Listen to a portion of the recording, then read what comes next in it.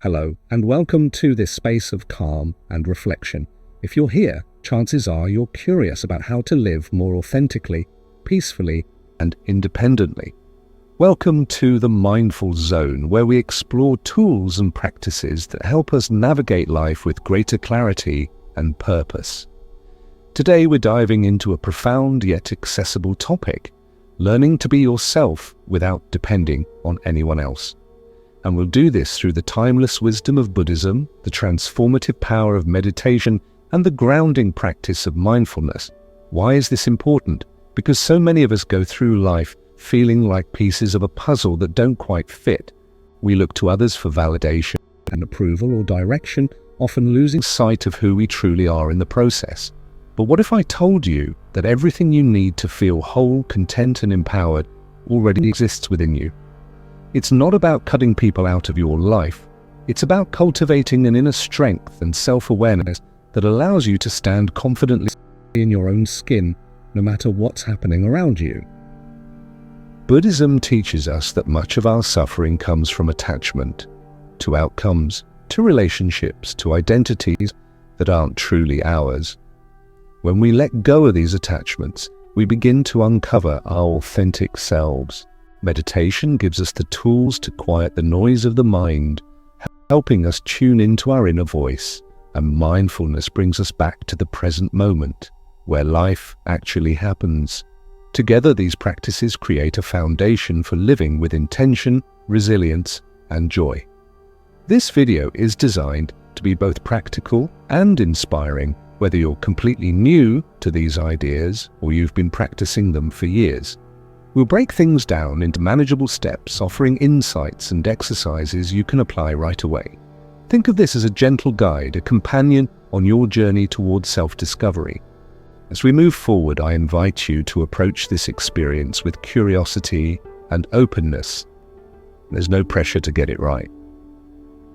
The beauty of this work lies in the process itself, the small shifts in perspective, the moments of insight, the growing sense of peace. So take a deep breath and let that breath remind you that you're exactly where you need to be. Before we dive into the chapters, I want to acknowledge something. Life isn't always easy. There will be days when you feel lost, overwhelmed, or unsure of yourself. That's okay. These practices aren't about perfection, they're about progress. They're about giving yourself permission to slow down, to listen, and to trust that you have the capacity to handle whatever comes your way. So, are you ready? Over the next hour, we'll explore 10 key themes that will help you deepen your understanding of yourself and your connection to the world around you. Each chapter builds on the last, creating a comprehensive framework for living mindfully and authentically. Along the way, we'll pause for reflections, guided exercises, and moments of stillness. Let's begin by asking ourselves a simple but powerful question. Who am I beyond the roles I play, the labels I carry, and the expectations I try to meet? This is where our journey starts, not with answers, but with the courage to ask the right questions. Take another deep breath and let's step into Chapter 1 together. Chapter 1. Understanding the Self. Who are you really? One of the most profound questions we can ever ask ourselves is this: who am I really? It's a question that has echoed through the ages, explored by philosophers, spiritual teachers, and seekers of truth. And yet, despite its simplicity, it remains deeply challenging to answer. Why? Because uncovering your authentic self requires peeling back layers of conditioning, expectations, and assumptions, layers that have been built over years, sometimes decades. We live in a world that constantly tells us who we should be. From the moment we're born, we're shaped by external forces, our families, cultures, education systems, media, and social environments. These influences aren't inherently bad. They help us learn, grow, and connect with others. But they also create a version of ourselves that may not fully align with who we truly are. Over time, this constructed self can overshadow our authentic essence, leaving us feeling disconnected, confused, or even lost. Buddhism offers a powerful perspective on this dilemma. In Buddhist teachings, there's a concept called anatta, which translates to not self. At first glance, this might sound confusing or even alarming. Does it mean you don't exist? Not at all. What it means is that the idea of a fixed, unchanging self, an identity that remains static throughout your life, is an illusion. Instead, you are a dynamic, ever-evolving being. Your thoughts, emotions, and experiences flow like a river, constantly changing and reshaping you. This understanding is incredibly liberating because it reminds us that we're never stuck. No matter how rigid or limited you might feel right now, you always have the potential to change, grow, and rediscover yourself. But how do we begin this process of discovery? How do we separate the authentic self from the constructed one? The answer lies in mindfulness, a practice rooted in both Buddhism and modern psychology. Mindfulness invites us to observe ourselves without judgment. When you sit quietly and pay attention to your thoughts, emotions, and physical sensations, you start to notice patterns. For instance, you might realize how often you criticize yourself or how frequently you seek validation from others. These observations aren't meant to make you feel guilty or ashamed. They're simply data points that reveal areas where you've become entangled in stories that no longer serve you. Let's take a closer look at some of these stories, the narratives we tell ourselves about who we are. Many of them stem from societal conditioning. Think about it. From a young age, we're taught to conform. We're told what success looks like, what beauty looks like, what happiness looks like. If we don't fit into those molds, we're made to feel inadequate. Over time, we internalize these messages, believing that our worth depends on meeting certain standards. But here's the thing, those standards are arbitrary. They were created by other people, often for reasons that have nothing to do with your well-being. When you cling to them, you lose sight of your unique gifts and desires. Another barrier to authenticity is fear. Fear plays a massive role in shaping our behavior. We fear rejection, failure, judgment, and loneliness. These fears push us to seek approval from others, even at the expense of our own values and needs. Have you ever stayed in a job you hated because it looked good on paper? Or agreed with someone just to avoid conflict? These actions might seem harmless in the moment, but over time, they erode your sense of self. You start to rely on external validation to feel okay, and that dependency leaves you vulnerable to manipulation, burnout, and dissatisfaction. The antidote to both societal conditioning and fear is self-awareness. Self-awareness is the foundation of independence. It's the ability to see yourself clearly and honestly without distortion. When you cultivate self-awareness, you stop reacting automatically to external triggers. Instead, you create space between stimulus and response. You pause, breathe, and choose how to act based on your inner wisdom rather than societal pressures or fleeting emotions. So how do you develop self-awareness? One of the most effective ways is through meditation and mindfulness practices. Meditation in particular helps quiet the noise of the mind, allowing you to tune into your inner voice. When you sit in stillness and focus on your breath, you give yourself permission to simply be. There's no agenda, no goal, just presence. Over time, this practice strengthens your ability to stay centered, even amidst chaos. Mindfulness extends beyond formal meditation. It's about bringing awareness to everyday moments. For example, when you eat a meal, do you savor each bite, noticing the flavors and textures, or do you rush through it while scrolling on your phone? When you walk, do you feel the ground beneath your feet and the rhythm of your steps? Or are you lost in thought, replaying conversations or planning your next move? By paying attention to these small details, you train your mind to stay present. And when you're present, you naturally become more connected to your authentic self. Let's try a simple exercise together. Take a moment to close your eyes, or keep them open if you prefer, and bring your attention to your breath. Feel the air entering your nostrils, filling your lungs, and then leaving your body. Don't try to control it. Just let it flow naturally. Now, as you breathe, ask yourself, who am I beneath my roles and labels, beneath my achievements and failures, beneath my relationships and responsibilities? Don't worry about finding a definitive answer. Simply hold the question gently, allowing whatever arises to surface. This kind of introspection can feel uncomfortable at first. After all, we're used to having clear answers and concrete plans. But the beauty of this work lies in its openness. You're not trying to fix anything or reach a specific destination. You're simply exploring, curious and compassionate, trusting that clarity will emerge in its own time. As you continue this journey of self-discovery, remember that authenticity isn't about rejecting the external world. It's about integrating it in a way that feels true to you. You'll still have relationships, goals, and responsibilities, but they'll stem from a place of alignment rather than obligation. You'll engage with life more fully because you're coming from a place of wholeness, not lack. Finally, let's talk about patience. Uncovering your authentic self is not a quick fix. It's a lifelong process.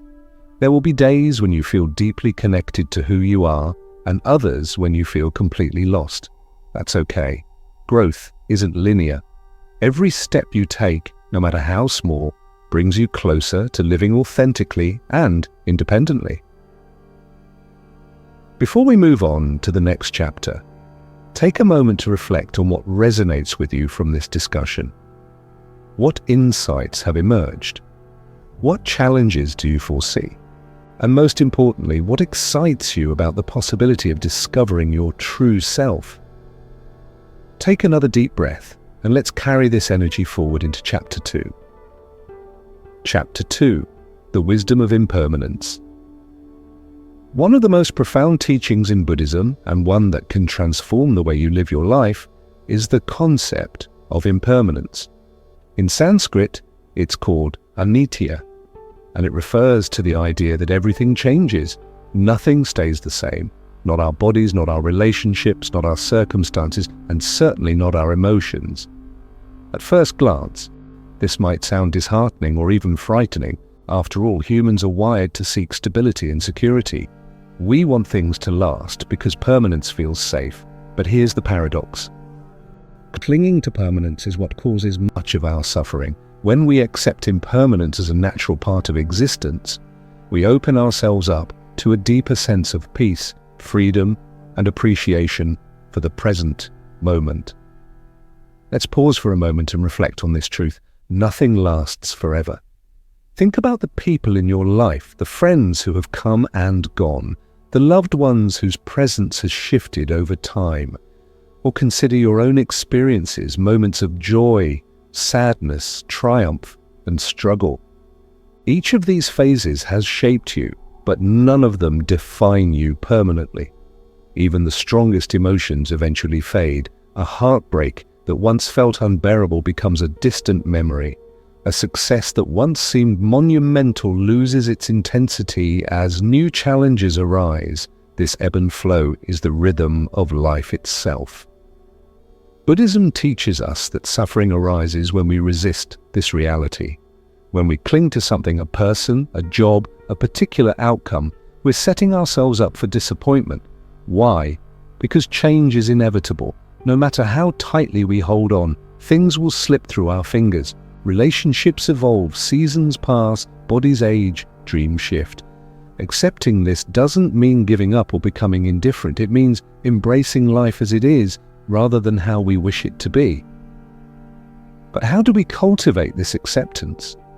How do we stop clinging so desperately to the things we love or fear losing? The answer lies in mindfulness and perspective. Mindfulness helps us stay grounded in the present moment, where impermanence is most visible.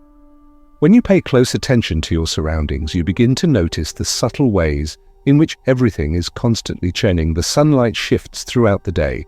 Flowers bloom and then wilt. Even your breath moves in cycles. Inhale, exhale, pause, repeat. These small reminders of impermanence can soften our attachment to fixed outcomes and help us appreciate the fleeting beauty of each moment. Perspective, on the other hand, involves zooming out and seeing the bigger picture. Imagine looking at your life from a bird's eye view. From this vantage point, you can see that every experience, good or bad, is temporary. That promotion you've been chasing won't bring eternal happiness. That argument with a friend won't ruin your relationship forever. Everything passes, whether we like it or not.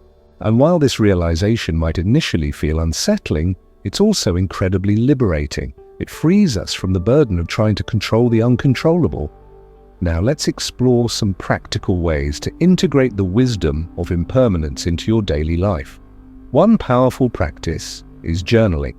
Set aside a few minutes each day to write about the changes you observe around you. Maybe you notice how the weather has shifted since yesterday, or how your mood fluctuates throughout the day. By documenting these observations, you train yourself to recognize impermanence as a natural part of existence. Over time, this awareness seeps into your subconscious, helping you approach life with greater equanimity. Another technique is gratitude. Gratitude and impermanence go hand in hand because both require us to focus on the present moment. When you express gratitude for something, a sunset, a kind gesture, a delicious meal, you acknowledge its fleeting nature. You savor it fully, knowing it won't last. This attitude transforms ordinary moments into extraordinary ones. Instead of rushing through your day, you slow down and immerse yourself in the richness of the here and now. Let's take a closer look at how impermanence applies to specific areas of life. First, consider relationships. People enter and exit our lives for countless reasons. Some stay for years, others only briefly. When we understand that every connection has its own lifespan, we can cherish it without clinging too tightly. For example, if a friendship fades over time, instead of feeling abandoned or betrayed, you can honor the memories you shared and trust that new connections will form. Similarly, when someone hurts you, remind yourself that their behavior is a reflection of their current state, not a permanent trait. Just as they are capable of causing pain, they are also capable of growth and transformation. Next, think about goals and achievements. Many of us tie our sense of self-worth to external accomplishments, getting a promotion, buying a house, achieving recognition. While these milestones are worth celebrating, they're also impermanent. Titles change, houses get sold, recognition fades. If your happiness depends entirely on these outcomes, you'll always be chasing the next high, never truly satisfied. Instead, focus on the process, the effort, creativity, and resilience you bring to your pursuits. These qualities are enduring and they contribute to your growth regardless of the result. Finally, let's talk about emotions. Emotions are perhaps the clearest example of impermanence. Anger, sadness, excitement, love, all of these states arise and pass away. Yet we often act as though they'll last forever. When we're angry, we convince ourselves that the situation is hopeless. When we're sad, we believe the pain will never end. But if you step back and observe your emotional landscape, you'll see that feelings are like clouds. They drift in and out of your awareness. They don't define you any more than the weather defines the sky. To work with difficult emotions, try this exercise. The next time you feel overwhelmed by anger, frustration, or grief, sit quietly and name the emotion. Say to yourself, I am experiencing anger, or I am experiencing sadness. Notice how simply acknowledging it creates distance between you and the feeling. Then remind yourself, this too shall pass. Feelings are visitors. They come, they linger for a while, and then they leave. Your job isn't to fight them. It's to welcome them, learn from them, and let them go. Of course, accepting impermanence doesn't mean you stop caring or striving. Far from it. It means you care deeply but without attachment. You give your best effort but without expectation. You love wholeheartedly but without possessiveness. This balance allows you to engage with life fully while remaining emotionally resilient. As we wrap up this chapter, I invite you to reflect on an area of your life where you might be holding on too tightly. Perhaps it's a relationship, a goal, or a belief about yourself. What would it feel like to loosen your grip just a little, to trust that whatever happens, you'll find a way to adapt and thrive. Take a deep breath and let that question settle within you. Remember, impermanence isn't something to fear, it's something to embrace. It reminds us that life is precious, unpredictable, and endlessly fascinating. And it gives us permission to live with curiosity, compassion, and courage. With that thought in mind, let's transition to Chapter 3, where we'll explore the transformative power of meditation. Chapter 3, the power of meditation. Meditation is often described as a journey inward, a way to quiet the noise of the external world and connect with the stillness within. But what does that really mean, and why is meditation so powerful when it comes to cultivating self-reliance, clarity, and peace? In this chapter, we'll explore not only the philosophy behind meditation, but also its practical applications, the science that supports it, and how you can integrate it into your daily life, transform the way you think, feel, and relate to yourself and others. Let's start by addressing a common misconception. Meditation isn't about stopping your thoughts or achieving some kind of mystical state. If you've ever tried meditating, you know that thoughts don't just disappear, they keep coming, one after another, like waves crashing against the shore. That's completely normal. Meditation isn't about silencing your mind, it's about observing it without judgment. It's about creating space between you and your thoughts so you can see them for what they are, temporary mental events, not absolute truths. In Buddhism, meditation is considered a cornerstone of spiritual practice. There are many forms of meditation, but two of the most widely practiced are samatha, calm abiding, and vipassana, insight. Samatha focuses on developing concentration and tranquility, often through techniques like focusing on the breath or visualizing a calming image. Vipassana, on the other hand, emphasizes insight, seeing things as they truly are. Together, these practices help cultivate mindfulness, wisdom, and compassion. But let's bring this down to earth. You don't need to be a monk or have years of experience to benefit from meditation. Even 5 minutes a day can make a difference. Why? Because meditation trains your brain to function differently. Scientific research has shown that regular meditation can reduce stress, improve focus, enhance emotional regulation, and even increase grey matter in areas of the brain associated with memory and empathy. These benefits aren't abstract, they're tangible changes that can improve your quality of life. So how do you begin? Start small. Find a quiet space where you won't be disturbed. Sit comfortably on a chair, cushion, or even the floor, and close your eyes if you feel comfortable doing so. Rest your hands gently on your lap or knees. Now, bring your attention to your breath. Feel the sensation of air entering and leaving your nostrils. Notice the rise and fall of your chest or abdomen. Don't try to control your breathing, simply observe it. As you sit there, you'll notice thoughts arising. Maybe you'll start planning your day, replaying a conversation, or worrying about something in the future. When you catch yourself drifting, gently bring your attention back to your breath. This act of returning over and over again is the essence of meditation. Each time you refocus, you strengthen your ability to stay present. Over time, this practice spills over into your daily life, helping you respond to challenges with greater clarity and calm. Now, let's talk about resistance. Many people struggle with meditation because they expect immediate results or perfection. They judge themselves harshly for getting distracted or feeling restless. But here's the thing. Distraction is part of the process. Your mind will wander. That's what minds do. The key is to approach it with kindness and curiosity. Instead of berating yourself for losing focus, thank your mind for reminding you to come back. This shift in attitude transforms meditation from a chore into an opportunity for growth. One of the most profound aspects of meditation is its ability to reveal the nature of thought itself. Through consistent practice, you begin to see that thoughts are transient. They come and go, like clouds passing across the sky. Some thoughts feel heavy and stormy, while others are light and wispy. Neither type defines you.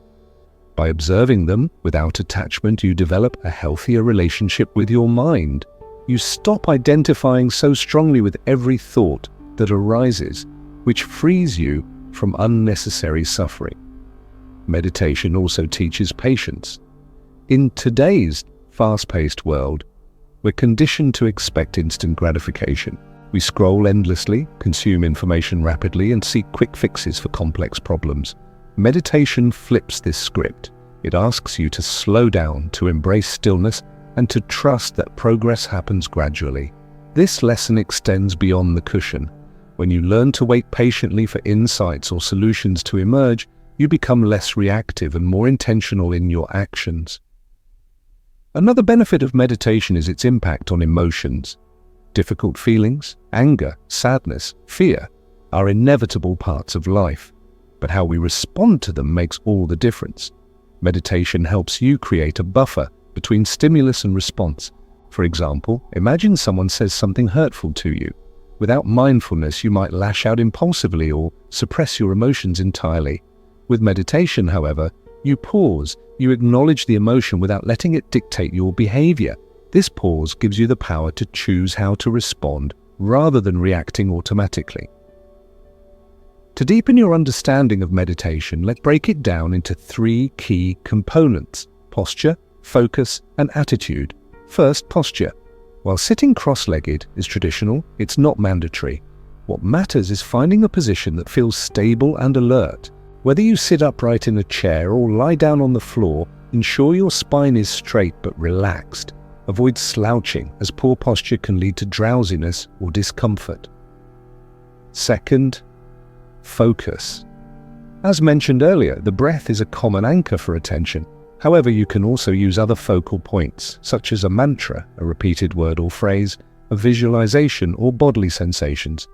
Experiment with different techniques to find what resonates with you. The goal isn't to force anything, it's to discover what helps you stay present. Third, attitude. Approach meditation with gentleness and openness. If you find yourself struggling, remind yourself that it's okay. Meditation isn't about achieving a specific outcome. It's about showing up again and again with sincerity and effort. Celebrate the small victories, the moments when you return to your breath, the times when you notice a subtle shift in your awareness. These tiny breakthroughs add up over time. Now let's address a question that often comes up. How long should I meditate? Beginners typically start with 5-10 minutes per session and gradually increase the duration as they build stamina. Consistency matters more than length. Meditating for 5 minutes every day is far more beneficial than meditating for an hour once a week. Set aside a specific time each day, perhaps first thing in the morning or before bed, and treat it as non-negotiable. Just like brushing your teeth or eating meals, make meditation a habit.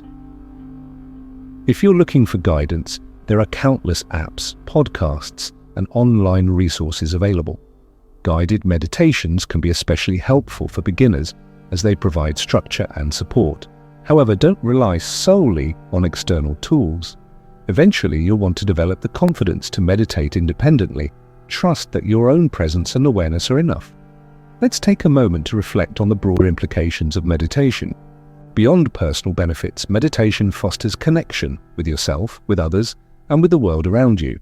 When you cultivate inner peace, you naturally radiate that energy outward. People sense it. They feel calmer, more grounded, and more open in your presence. This ripple effect creates a positive feedback loop, enhancing your relationships and contributing to a collective sense of well-being. Finally, let's touch on the spiritual dimension of meditation.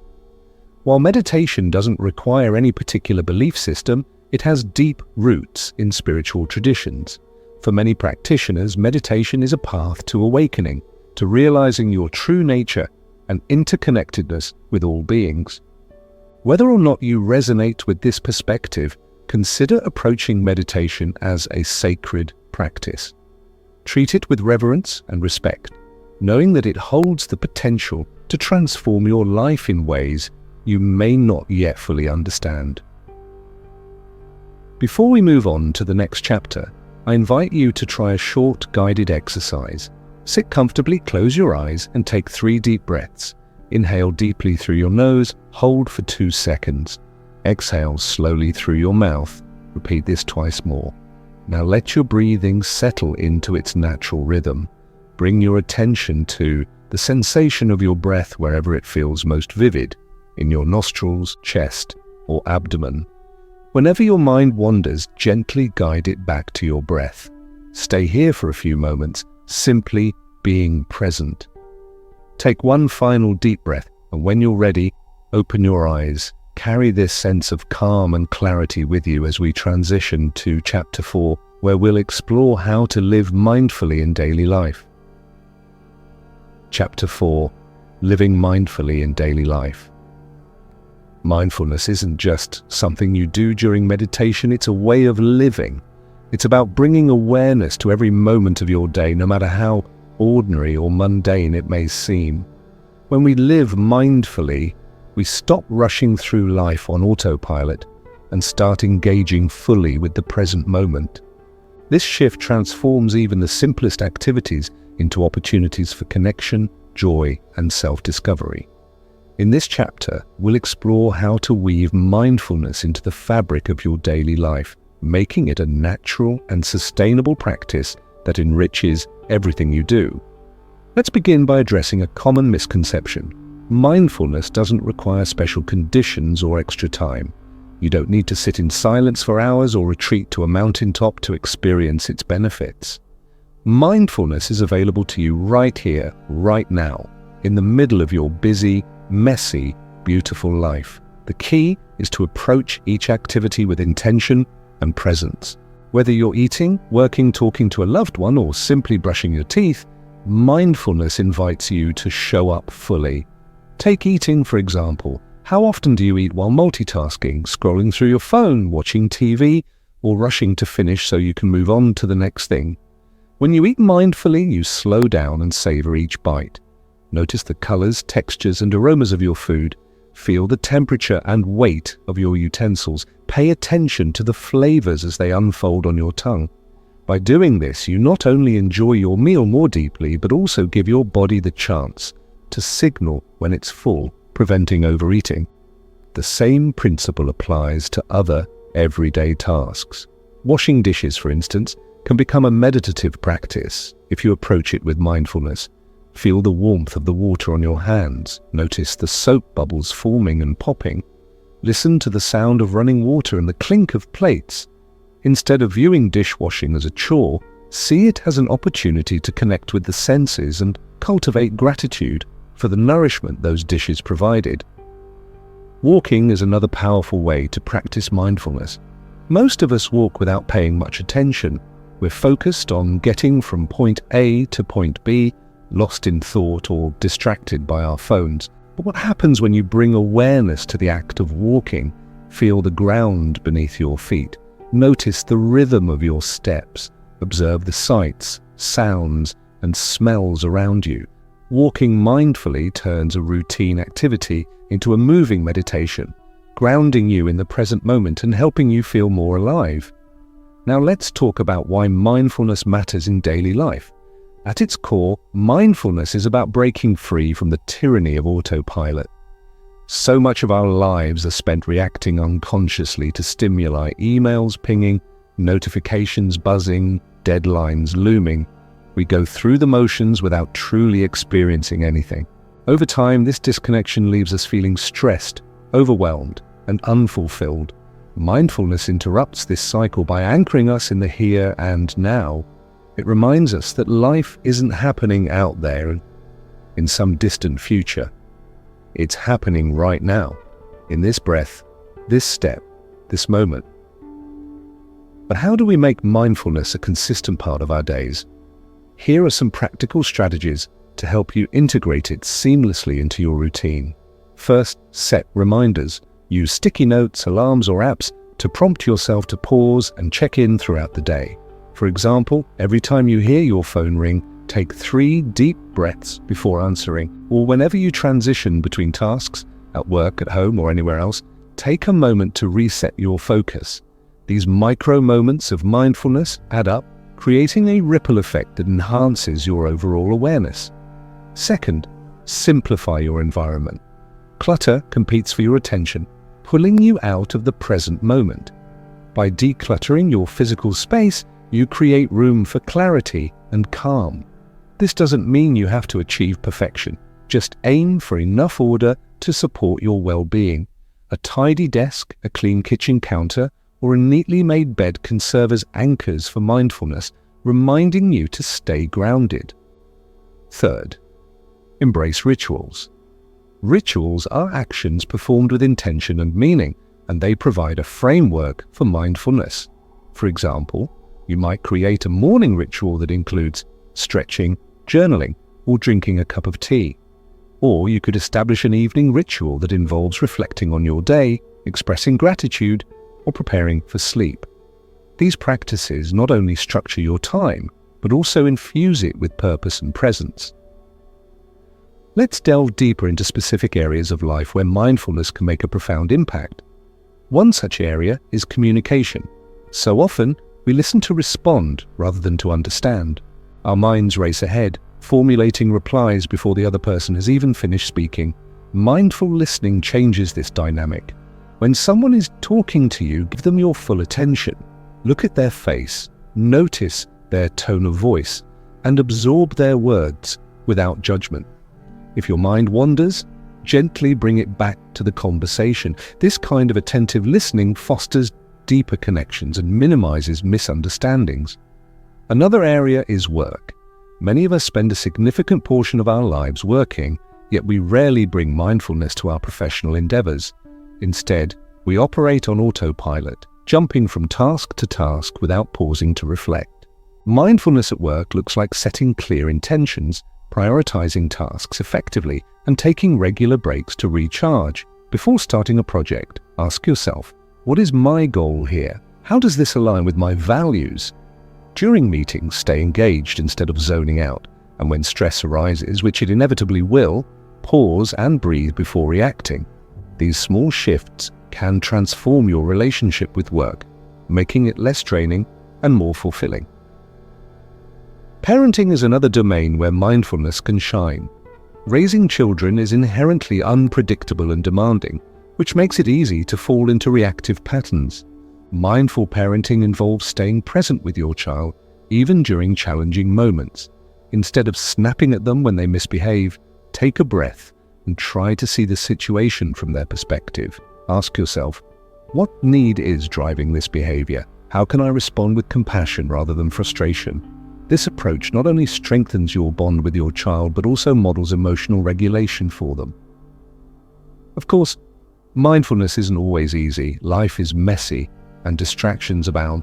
There will be days when you forget to be mindful, when you slip back into old habits, or when circumstances feel too overwhelming to handle. And that's okay. Mindfulness isn't about perfection, it's about progress.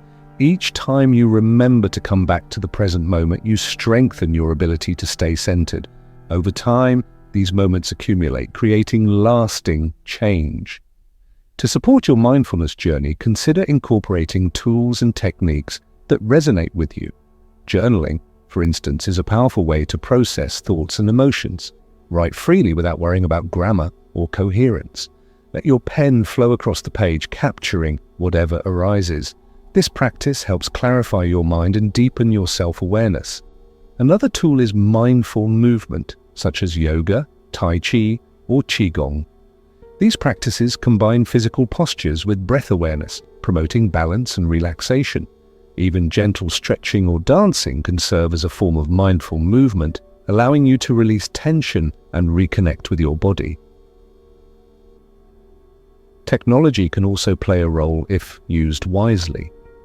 While screens often pull us away from the present moment, they can also facilitate mindfulness. Apps like Insight Timer, Calm, or Headspace offer guided meditations and reminders to pause throughout the day.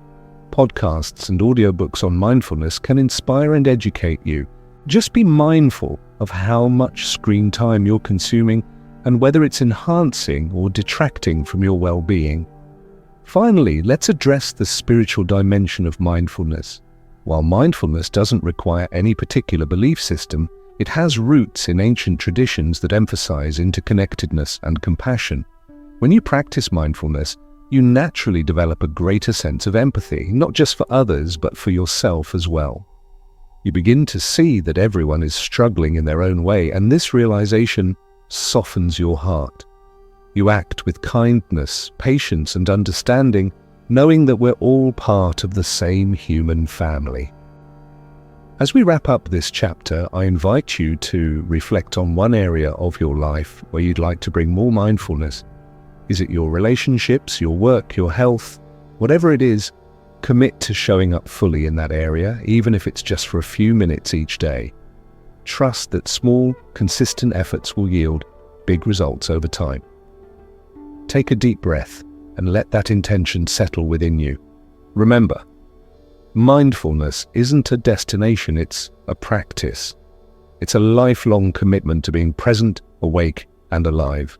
With each mindful moment, you reclaim your power to shape your experience and live authentically. With that thought in mind, let's transition to Chapter 5, where we'll explore the importance of cultivating compassion, starting with yourself. Chapter 5, Cultivating Compassion, starting with yourself. In this chapter, we're going to dive deeply into one of the most transformative practices you can cultivate, not just for your relationships with others, but also for your relationship with yourself. This is the practice of compassion. Often misunderstood as simply being kind to others, compassion begins within. It starts with how you treat yourself, especially during moments of difficulty or perceived failure. By learning to extend kindness inward first, you lay the foundation for a life filled with empathy, resilience, and authentic connection. Compassion at its core means recognizing suffering, whether it's yours or someone else's, and responding with care and understanding rather than judgment or avoidance. Buddhism emphasizes that true compassion begins by directing it toward yourself, because if you cannot be gentle with your own struggles, it becomes far more challenging to offer genuine support to others. Think about it. How often do you criticize yourself harshly when things don't go as planned? Or berate yourself for making mistakes, even small ones? These habits of self-criticism create barriers not only between you and your sense of peace, but also between you and those around you. Let's start by exploring why self-compassion matters so much. Many people believe that pushing themselves harder or holding themselves to impossibly high standards will lead to growth or success. However, research shows that excessive self-criticism actually hinders progress. When you're constantly judging yourself negatively, you activate the body's stress response, which makes it harder to think clearly, solve problems, or feel motivated. On the other hand, practicing self-compassion activates the parasympathetic nervous system, the part of your nervous system responsible for relaxation and recovery. This physiological shift allows you to approach challenges with greater calm and clarity, fostering both personal growth and emotional well-being. So, what does self-compassion look like in practice? Imagine you've made a mistake at work, a report was late, or an email went out with errors. Instead of spiraling into thoughts like, "I'm such a failure," or "Why can't I get anything right?" Pause for a moment. Acknowledge your feelings of frustration or disappointment without magnifying them. Then try speaking to yourself as you would to a close friend who came to you for comfort. You might say silently or aloud, "It's okay, everyone makes mistakes sometimes. What matters is that I learn from this experience." Over time, these small shifts in language and perspective accumulate, reshaping how you relate to yourself and building a reservoir of inner strength. Self-compassion isn't about letting yourself off the hook or avoiding accountability. Rather, it's about meeting yourself where you are, with honesty and kindness, so that you can grow without burning out. For instance, if you missed a deadline, instead of beating yourself up, ask, "What got in the way? How can I prepare better next time?" This approach combines accountability with care, creating a balanced foundation for improvement. Now, let's talk about how cultivating self-compassion naturally extends outward to benefit your relationships with others. When you practice kindness toward yourself, you begin to see others through a similar lens of understanding. Instead of reacting defensively or critically when someone disappoints you, you become more likely to respond with patience and curiosity. For example, if a colleague snaps at you unexpectedly, rather than taking it personally, you might wonder, what might they be dealing with today? This mindset fosters healthier communication and deep connections because it prioritizes empathy over blame. To deepen your practice of compassion, consider incorporating specific exercises into your daily routine. One powerful technique comes from Buddhist teachings, loving-kindness meditation. This practice involves silently repeating phrases of goodwill toward yourself and others. Begin by sitting comfortably, closing your eyes and focusing on your breath. Then, direct the following intentions inward. May I be safe. May I be healthy. May I live with ease. After spending a few minutes offering these wishes to yourself, expand your focus outward to loved ones, acquaintances, strangers, and even those with whom you may have conflicts. Repeat the same phrases for each group. May you be safe. May you be happy. May you be free from suffering. Loving-kindness meditation has been shown to increase feelings of social connection, reduce symptoms of anxiety and depression, and enhance overall well-being.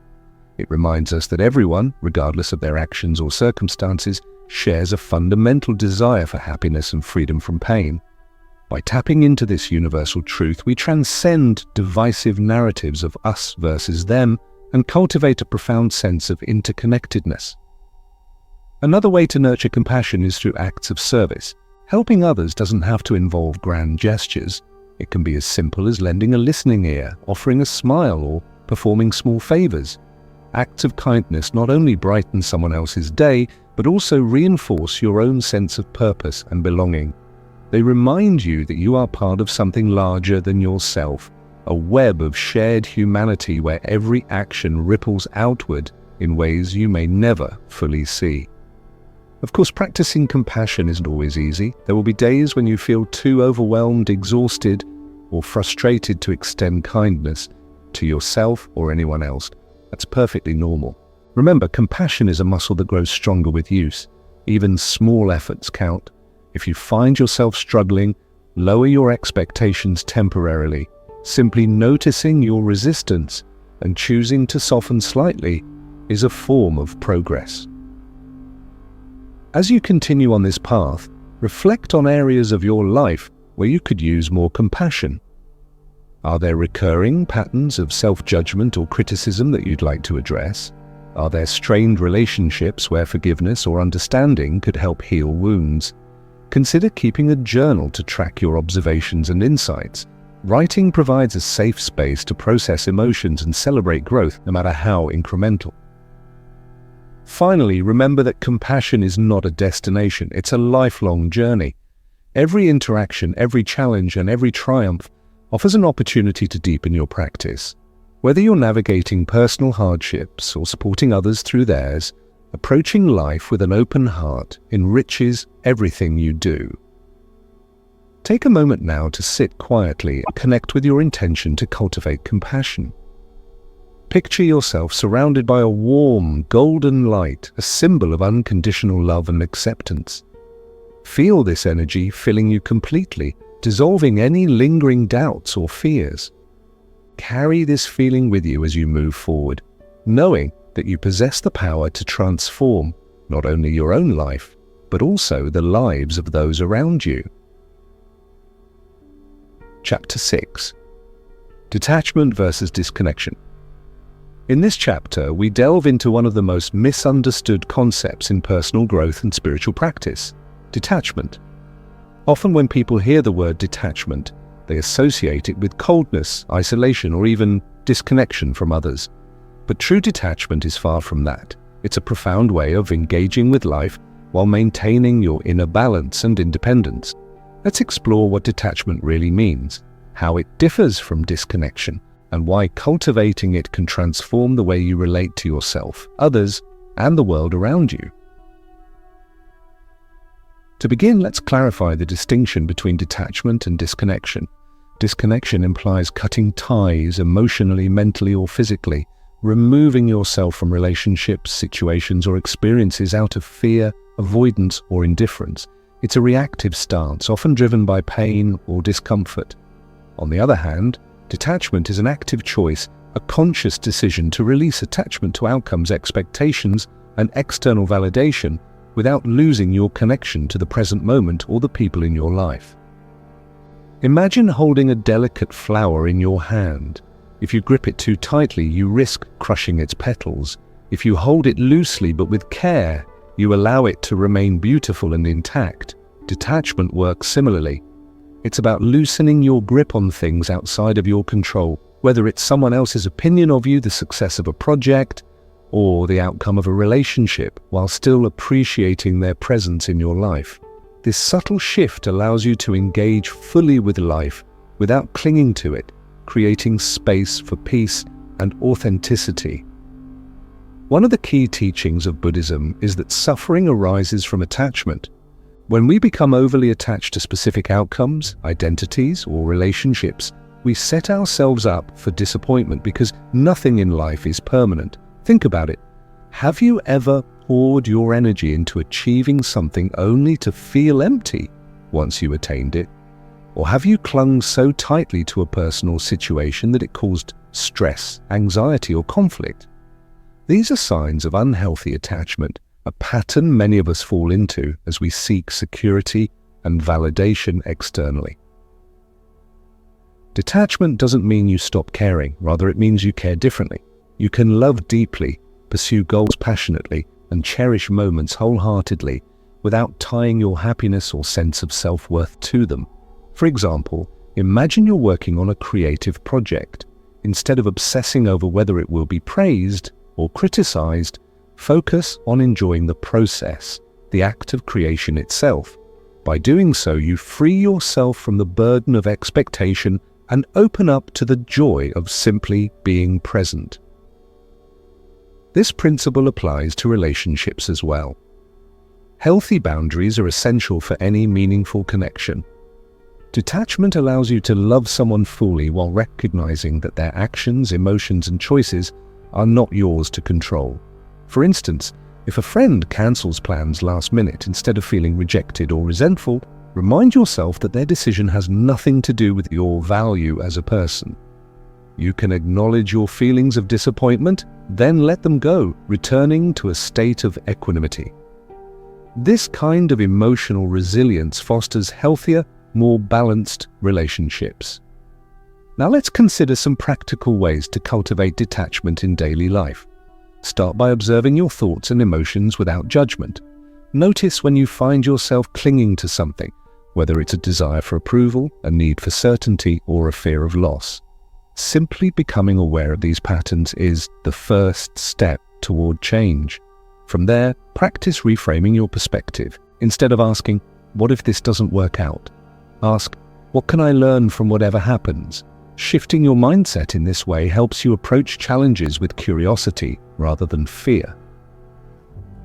Another powerful tool is mindfulness meditation. As you sit quietly and focus on your breath, notice how thoughts arise and pass away like clouds drifting across the sky. Some may linger longer than others, but eventually they all dissolve. This exercise teaches you that everything is transient, including your own thoughts and feelings. Over time, you'll develop a deeper understanding of impermanence and a greater capacity to let go. Let's also talk about material possessions and societal pressures. In our consumer-driven culture, it's easy to confuse having more with being more. We accumulate things in hopes of filling voids within ourselves, only to discover that the satisfaction is fleeting. True wealth lies not in what we own, but in our ability to find contentment regardless of circumstances. Try this experiment. Take inventory of your belongings and identify items you no longer use or need. Donate them or let them go. As you do, notice how liberating it feels to simplify your life and focus on what truly matters.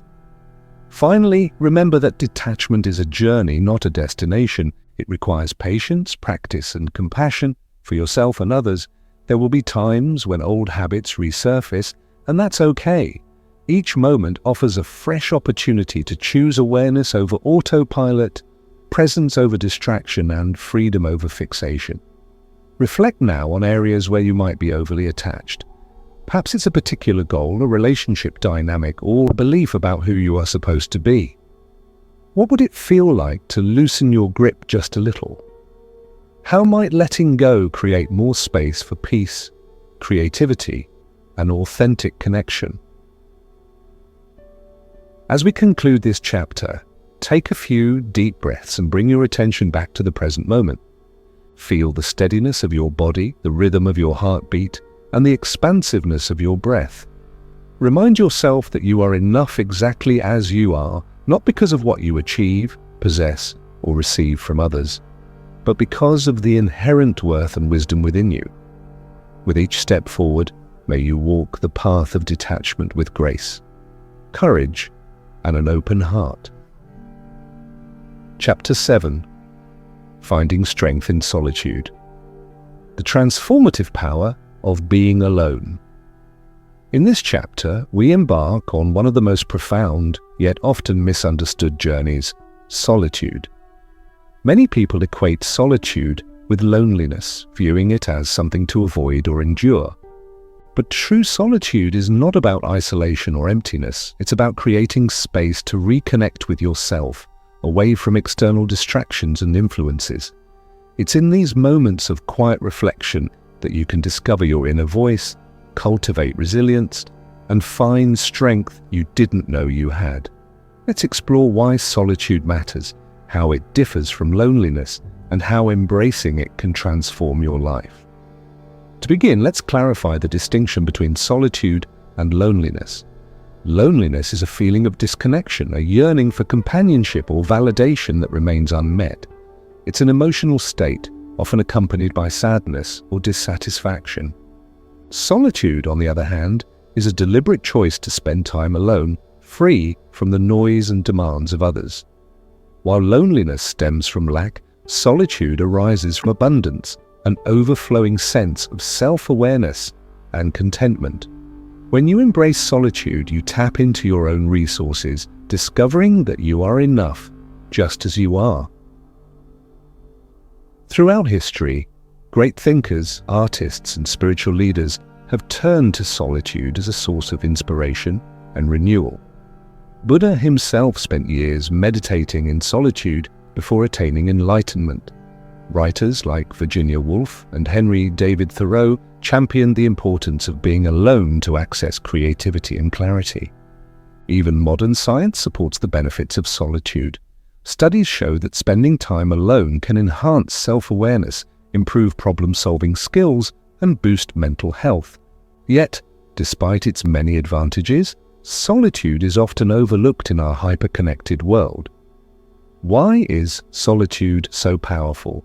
For starters, it allows you to step back from the constant input of daily life, the notifications, conversations, and obligations, and simply be. In this stillness, you can observe your thoughts and emotions without judgment.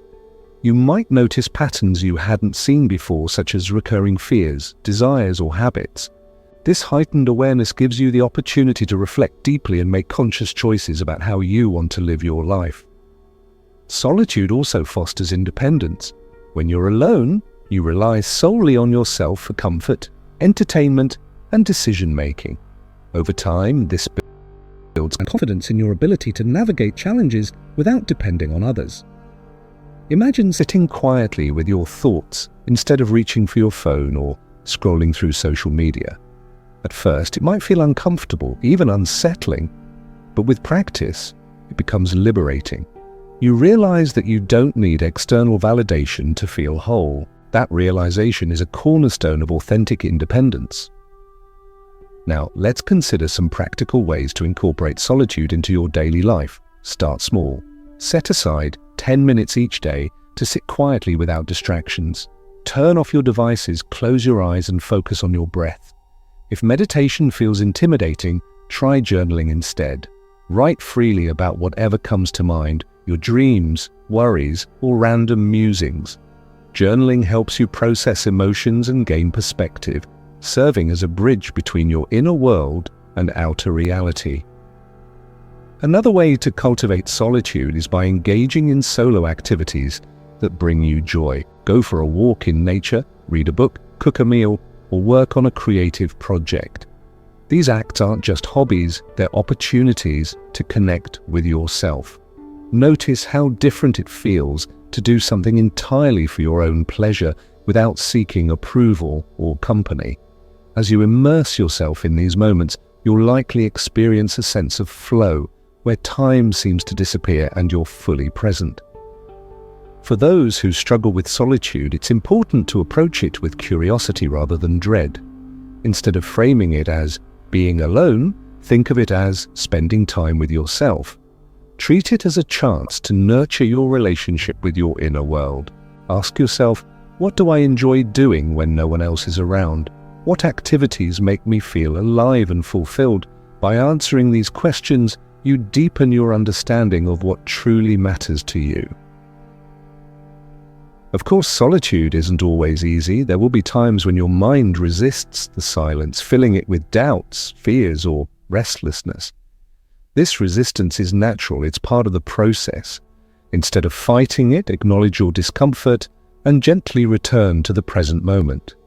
Remember, solitude is not about achieving perfection or avoiding difficult emotions.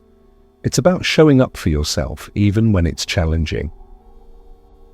As you grow more comfortable with solitude, you'll begin to notice subtle shifts in your mindset and behavior. You may feel less compelled to seek validation from others because you've learned to validate yourself. You might become more discerning about how you spend your time and energy, prioritizing activities that align with your values, and you'll likely develop a stronger sense of identity rooted in self-awareness rather than external expectations. Reflect now on your relationship with solitude. Do you actively seek it out or do you avoid it at all costs? Are there areas of your life where you could benefit from more alone time? Consider setting an intention to carve out regular periods of solitude, even if they're brief. Over time, these moments will accumulate, strengthening your connection to yourself and enriching your overall well-being. Finally, remember that solitude is not a retreat from the world. It's a preparation for deeper engagement. When you take time to recharge and reflect, you bring more presence and authenticity to your interactions with others. You become a better listener, a more empathetic friend, and a more grounded individual. Solitude doesn't isolate you, it empowers you to show up fully in every aspect of your life. Take a few deep breaths now and imagine yourself in a peaceful, solitary space. Picture yourself surrounded by soothing elements, perhaps the sound of rain tapping against a window, the scent of fresh air, or the warmth of sunlight on your skin. Feel the steadiness of your body, the rhythm of your heartbeat, and the expansiveness of your breath. Remind yourself that you carry this peace within you wherever you go. With each step forward, may you embrace solitude not as a burden, but as a gift, a sacred opportunity to know yourself more deeply and live more authentically. Chapter 8. Overcoming Fear and Doubt, Unshackling the Mind. In this chapter, we're going to delve deeply into one of the most universal yet challenging aspects of the human experience, fear and doubt. These emotions are not inherently bad. In fact, they serve important evolutionary purposes, warning us of potential dangers and helping us navigate uncertainty. However, when fear and doubt take over, they can paralyze us, cloud our judgment, and prevent us from living authentically. Today we'll explore how Buddhism, meditation, and mindfulness can help you confront and ultimately overcome these barriers, empowering you to move forward with clarity and confidence. To begin, let's unpack what fear and doubt really are. Fear is often rooted in the anticipation of pain or loss, whether it's physical harm, emotional rejection, or failure. Doubt, on the other hand, arises from uncertainty about ourselves, our abilities, or the outcomes of our actions. Both stem from ignorance, according to Buddhist teachings, not ignorance in the sense of lacking knowledge, but rather a misunderstanding of reality. We cling to false narratives, exaggerate threats, or project worst-case scenarios onto situations that haven't even happened yet. This mental distortion keeps us trapped in cycles of anxiety and hesitation. Consider this. How often have you hesitated to pursue something meaningful because you were afraid of failing, or doubted your worthiness because someone else's opinion shook your confidence? These patterns are common, but they don't define you. Recognizing them is the first step toward liberation. As you learn to observe your fears and doubts without identifying with them, you create space to respond thoughtfully rather than react impulsively. One of the foundational insights of Buddhism is that fear and doubt arise from attachment to specific outcomes, identities, or expectations. When we cling tightly to how we want things to unfold, any deviation feels threatening. For example, imagine you're preparing for an important presentation at work. You've rehearsed tirelessly, but as the day approaches, fear creeps in. What if I forget my lines? What if people judge me harshly? These thoughts aren't facts, they're projections based on assumptions. By loosening your grip on the need for perfection or approval, you diminish the power of fear over you. Meditation plays a crucial role in overcoming fear and doubt. Through consistent practice, you train your mind to witness thoughts and emotions as transient phenomena rather than absolute truths. Picture your mind as a vast sky and your fears and doubts as passing clouds. Some clouds may be dark and stormy, while others are light and wispy. Regardless of their appearance, they all eventually drift away. Meditation teaches you to sit with discomfort, observing it without resistance or identification. Over time, this practice builds resilience, allowing you to face challenges with equanimity. Let's try a brief guided exercise to illustrate this point. Find a comfortable position, close your eyes, and take a few deep breaths.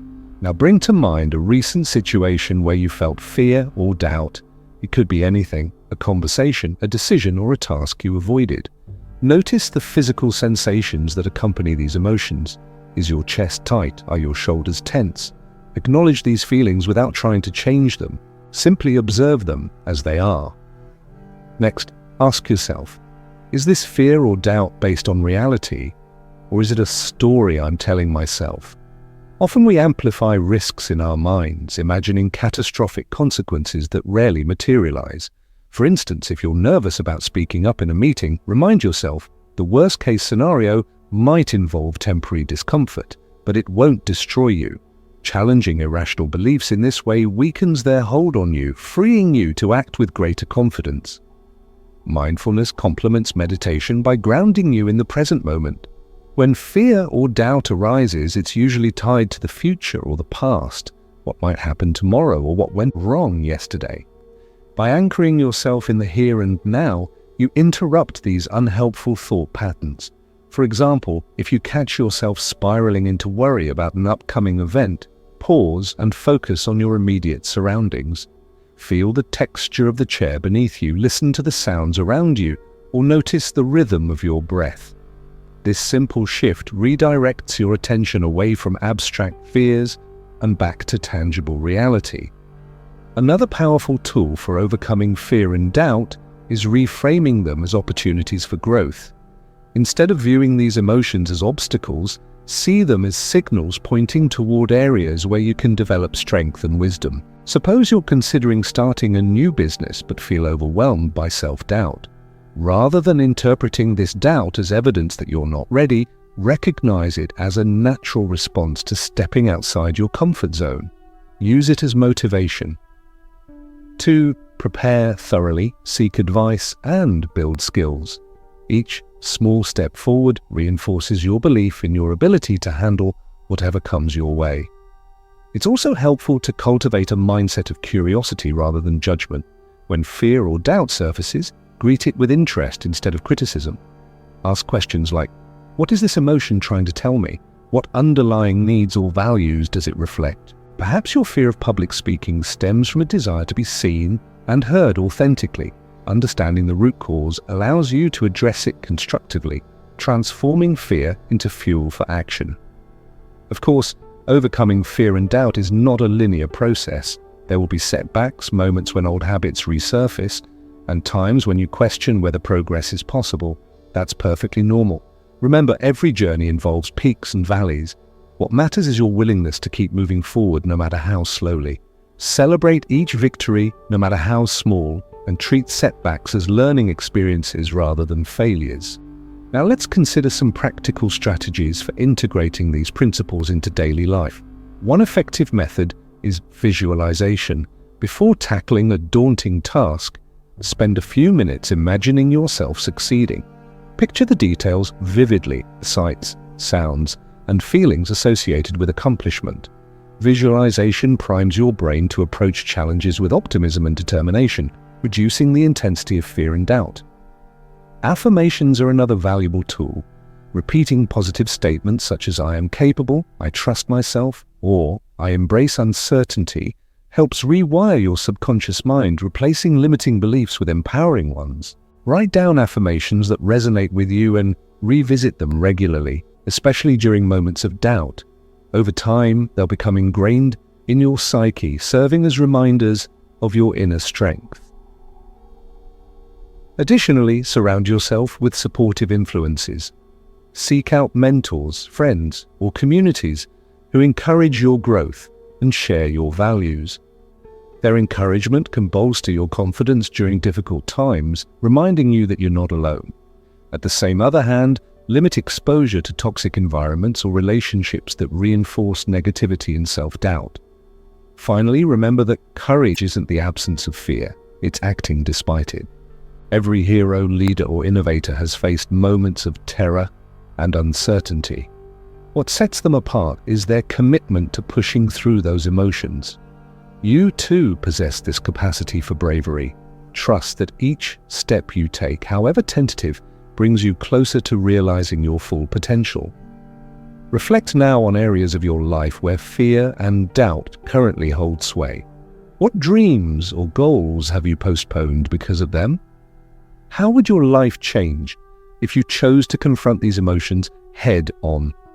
Visualize yourself taking decisive action, feeling the initial discomfort but persevering nonetheless. Imagine the pride and fulfillment that come from knowing you didn't let fear dictate your choices. Take a moment to breathe deeply and center yourself. Feel the steadiness of your body, the rhythm of your heartbeat, and the expansiveness of your breath. Remind yourself that you are stronger than your fears and wiser than your doubts.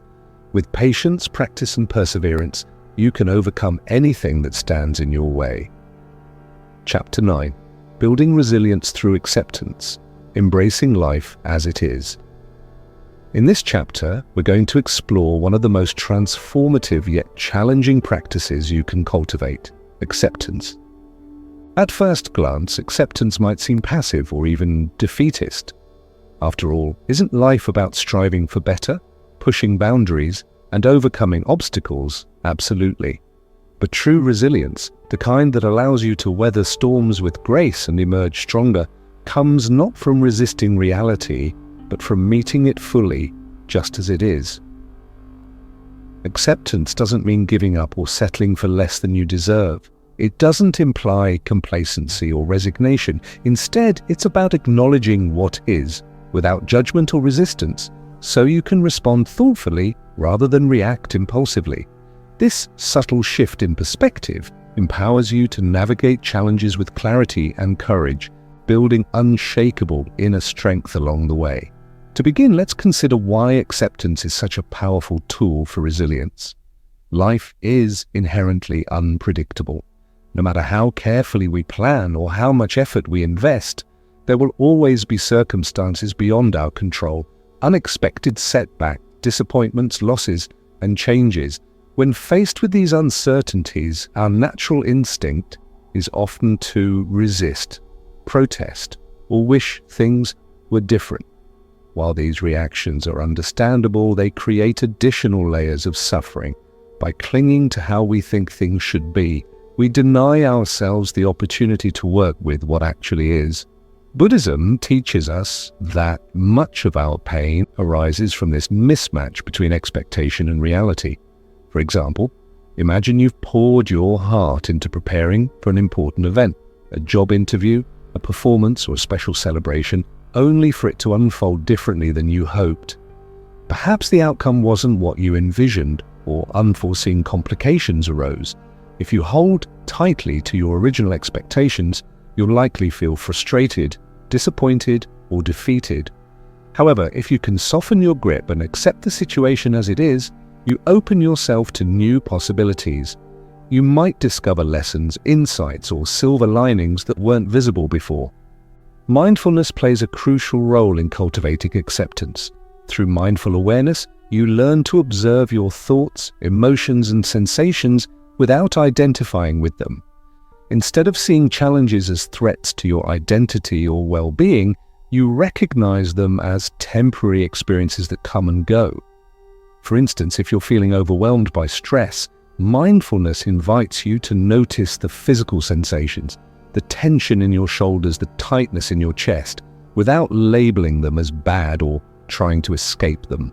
Simply acknowledging their presence reduces their intensity, allowing you to approach the situation with greater calm and clarity. Now, let's talk about how acceptance builds resilience. Resilience isn't about avoiding difficulties, it's about developing the capacity to endure and adapt when they arise. When you practice acceptance, you stop wasting energy fighting against what you cannot change. Instead, you channel that energy into constructive action, finding solutions, seeking support, or simply sitting with discomfort until it passes. Over time, this process strengthens your ability to handle adversity with equanimity. Consider this analogy. Imagine standing in a river, trying to block its flow with your hands. The harder you push against the current, the more exhausted you become. But if you step aside and allow the water to move around you, you conserve your strength while still engaging with the environment. Similarly, acceptance teaches you to flow with life's currents rather than fighting them head-on. This doesn't mean you abandon your goals or values. It means you approach them with flexibility and wisdom. Let's delve deeper into practical ways to incorporate acceptance into your daily life. One effective technique is reframing challenges as opportunities for growth. Whenever you encounter a difficulty, ask yourself, what can I learn from this experience? How might it make me stronger or wiser? For example, if you fail at something important to you, instead of viewing it as a reflection of your worth, see it as feedback, an indication of areas where you can improve or adjust your approach. This mindset shift transforms setbacks into stepping stones towards success. Another powerful practice is gratitude. Even in the midst of hardship, there are almost always elements of your life that remain stable and supportive: your health, relationships, skills, or passions. Taking time each day to acknowledge these blessings shifts your focus away from scarcity and toward abundance. Try keeping a gratitude journal, writing down 3 things you're thankful for every evening. Over time, this habit rewires your brain to notice positivity more readily, even during tough times. Meditation also supports acceptance by training your mind to stay present. During meditation, you'll inevitably encounter distractions, thoughts, emotions, bodily sensations that pull your attention away from the breath. Rather than suppressing or judging these interruptions, invite them in with curiosity. Observe them without attachment, then gently return to your focal point. This practice mirrors the art of acceptance in daily life, recognizing what arises, letting it pass, and returning to the moment at hand. Of course, acceptance isn't always easy. There will be days when you feel resistant, angry, or heartbroken, and that's okay. The goal isn't to suppress difficult emotions, but to hold space for them with compassion. Picture yourself as a container capable of holding both joy and sorrow simultaneously. Just because you accept something doesn't mean you condone it or like it. It simply means you acknowledge its existence and choose to engage with it consciously. As you deepen your practice of acceptance, reflect on areas of your life where resistance currently dominates. Are there relationships, situations, or aspects of yourself that you struggle to embrace fully? What would it feel like to soften your stance even slightly? Visualize yourself approaching these challenges with openness and curiosity, trusting that you have the resources to navigate them skillfully. Finally, remember that acceptance is a journey, not a destination. Each moment offers a fresh opportunity to meet life with presence and authenticity. Whether you're celebrating triumphs or navigating trials, practicing acceptance ensures that you remain grounded and resilient no matter what comes your way. Take a few deep breaths now and connect with this intention to build resilience through acceptance. Feel the steadiness of your body, the rhythm of your heartbeat, and the expansiveness of your breath. Remind yourself that you possess the strength and wisdom to face whatever lies ahead. With each step forward, may you walk the path of acceptance with courage, grace, and unwavering faith in your ability to thrive. Chapter 10. Embracing your authentic path, the journey of a lifetime. In this final chapter, we're going to explore one of the most profound and liberating truths you can embrace, that your journey is uniquely yours. There's no blueprint for living authentically, no universal formula for happiness or fulfillment. What works for someone else might not resonate with you, and that's perfectly okay. This chapter is about trusting yourself, honoring your values, and walking your path with courage and grace. Let's dive deeply into what it means to live authentically and how you can cultivate the clarity and confidence to do so every single day. To begin, let's reflect on why authenticity matters so much. Living authentically means aligning your actions, choices, and relationships with your true self, your deepest values, desires, and beliefs. It's about showing up as you are without pretense or fear of judgment. When you live authentically, you create a life that feels meaningful and fulfilling because it reflects who you truly are, not who others expect you to be. Yet many people struggle to embrace their authentic selves, often because they've been conditioned to prioritize external validation over inner truth. Think about it. How often have you made decisions based on societal expectations, family pressures, or the desire to fit in? Perhaps you've chosen a career path, relationship, or lifestyle that looks good on paper but leaves you feeling empty inside. These choices aren't inherently wrong. They may serve a purpose at certain stages of your life, but they become problematic when they consistently override your inner voice. Over time, this disconnect between your outer life and inner truth creates feelings of dissatisfaction, confusion, or even burnout. Buddhism offers a powerful perspective on authenticity. It teaches us that enlightenment, the ultimate state of peace and wisdom, isn't some distant goal reserved for monks or spiritual masters. Instead, it's available in each moment of presence and awareness. Similarly, discovering your authentic self isn't about waiting until you've achieved something extraordinary or reached a specific milestone. It's about tuning into the present moment, listening to your intuition, and trusting that you already possess everything you need to thrive. Meditation and mindfulness play crucial roles in this process. Through meditation, you quiet the noise of external influences and tune into your inner wisdom. You learn to distinguish between fleeting thoughts and emotions and the deeper truths that guide you. For example, imagine sitting quietly and asking yourself, what truly matters to me? What brings me joy, meaning, or fulfillment? As you sit with these questions, answers may arise spontaneously, not as logical conclusions, but as intuitive insights. Trusting these insights takes practice, but over time, they become the compass that guides your decisions. Mindfulness complements meditation by helping you stay grounded in the present moment. When you approach life mindfully, you notice subtle cues about what feels right or wrong for you. For instance, if you find yourself dreading certain activities or interactions, pause and ask, why does this feel off? Is it because it conflicts with my values or drains my energy?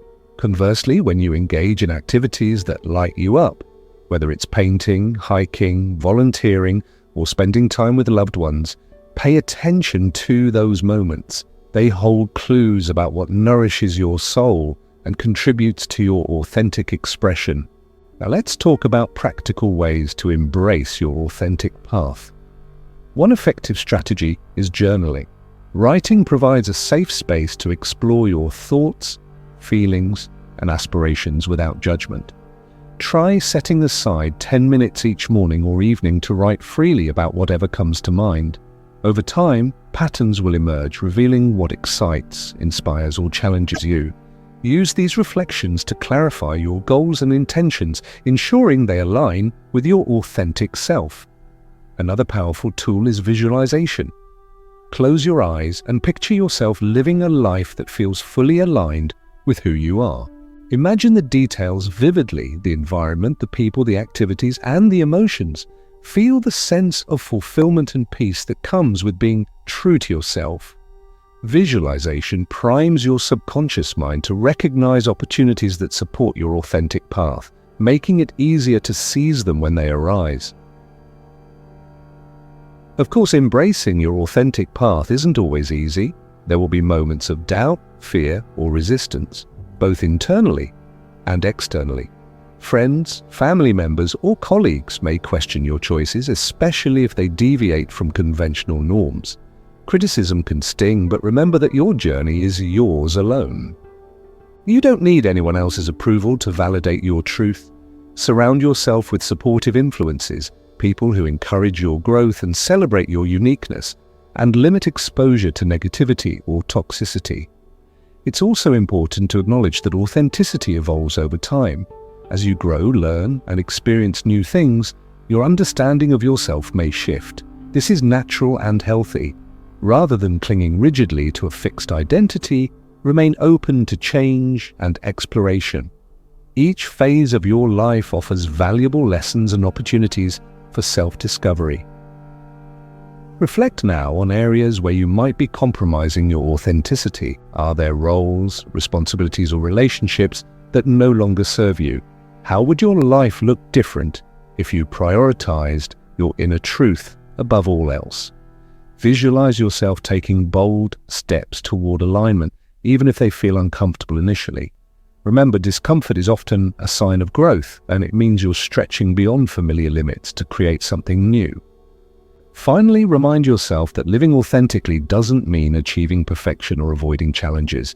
It means embracing your humanity, the messy, imperfect, beautiful parts of yourself, with compassion and curiosity.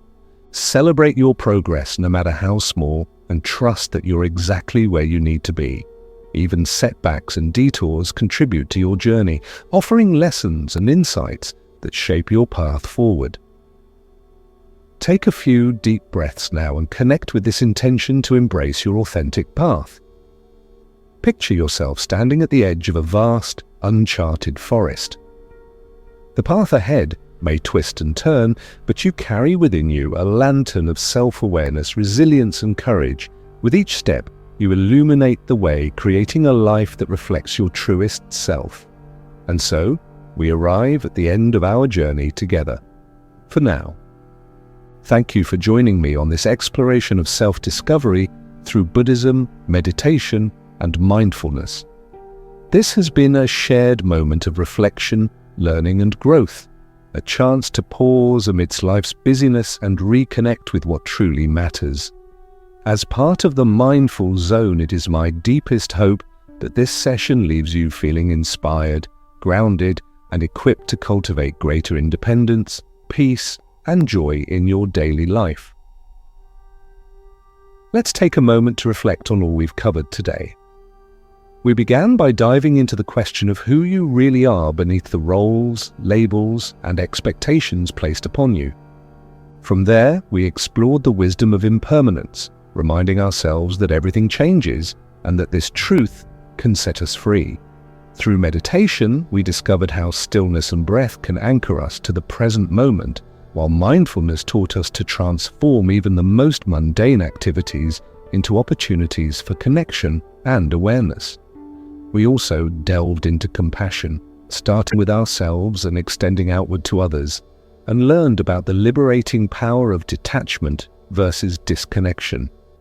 Solitude emerged as a source of strength rather than something to fear, and we confronted fear and doubt head-on, using clarity and courage to overcome them. Acceptance became our ally in building resilience, allowing us to meet challenges with grace and adaptability.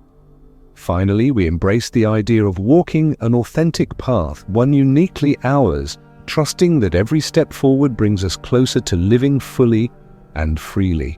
Each chapter was designed not just as information, but as an invitation to explore these ideas further, to integrate them into your life, and to trust yourself along the way. Remember, none of this requires perfection. Growth happens incrementally in small, consistent actions, whether it's taking 5 minutes each day to meditate, practicing gratitude during tough times, or simply pausing to breathe when life feels overwhelming. Every effort counts. These practices aren't meant to add pressure. They're here to support you in becoming the best version of yourself, not for anyone else, but for you. As you move forward, carry with you the understanding that you already possess everything you need to thrive. The answers lie within you, waiting to be uncovered through patience, practice, and presence.